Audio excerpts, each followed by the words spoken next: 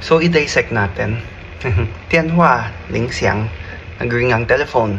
Lily 接电话 sinagot ni Lily. Wait, hello. 你找谁? Who are you looking for? 我姓陈 My surname is Chen.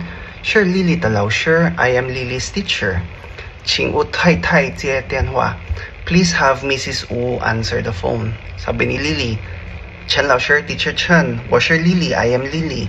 妈妈不在家. Papa ya po tayo. Wala si mama, wala din si papa. Jia li只有我一个人. Sa bahay ako lang nag-iisang tao. 老师有什么事吗? Is there... Anong meron, 老师? Teacher. Sabi ni 老师, sabi ni teacher. 明天下午2点. Tomorrow, 2 p.m. 学校开家长会.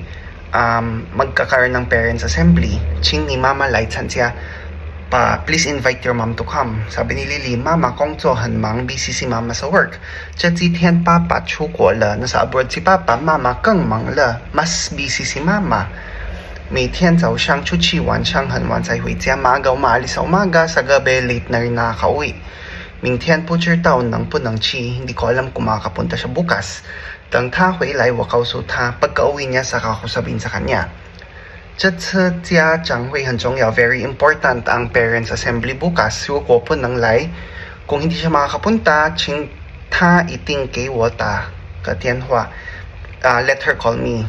Sabi ni Lily, 好的 mama 一回来我就告诉他 okay pag uwi ni mama sabihin ko sa kanya. Sabi ni teacher, Lily 现在生词越来越多 padami ng padami ang iyong vocabulary 课文越来越难 pahirap ng pahirap din ng mga inaaral natin.